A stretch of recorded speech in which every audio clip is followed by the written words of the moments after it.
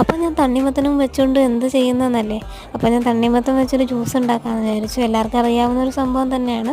ആദ്യം ആ റാപ്പ് മാറ്റി കൊടുക്കണം, എന്നിട്ട് കട്ട് ചെയ്തെടുക്കണം കേട്ടോ. അത് നന്നായിട്ട് കട്ട് ചെയ്തെടുത്തതിന് ശേഷം നമ്മൾ കട്ടിങ് സ്കിൽസൊക്കെ എടുക്കണം കേട്ടോ. ഇങ്ങനെ മുറിച്ച് കൊടുക്കുകയാണ്. അതിൻ്റെ ആ ഒരു സൈഡ് മൊത്തം ഇതാക്കി കൊടുത്തതിന് ശേഷം ആ ഒരു സൈഡും കൂടെ വെച്ചിട്ട് ഒന്ന് കട്ട് ചെയ്തെടുക്കുകയാണേ. അതിന് ശേഷം ഞാൻ അതൊരു ചെറിയൊരു കപ്പിലേക്ക് മാറ്റി കൊടുക്കുകയാണ്. അതിലേക്ക് ഞാൻ കുറച്ച് കപ്പലണ്ടിയും കൂടി ഇട്ട് കൊടുക്കുകയാണ്. അപ്പോൾ എൻ്റെ ചാനൽ ആരെങ്കിലും സബ്സ്ക്രൈബ് ചെയ്യാതെ കാണുന്നവരുണ്ടെങ്കിൽ ഒന്ന് കയറി സബ്സ്ക്രൈബ് ചെയ്യണേ, ഒരു സപ്പോർട്ടൂടെ ചെയ്തേക്കണം കേട്ടോ. അത് കഴിഞ്ഞിട്ട് ഞാൻ കപ്പലണ്ടി ഇട്ട് കൊടുക്കുകയാണ്.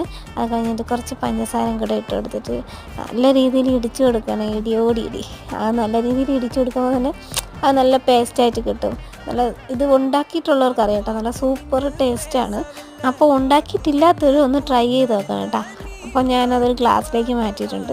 അപ്പോൾ നമ്മൾ സംഭവം റെഡിയാണ്. ഞാൻ പോയി കുടിക്കട്ടെ. Okay, by.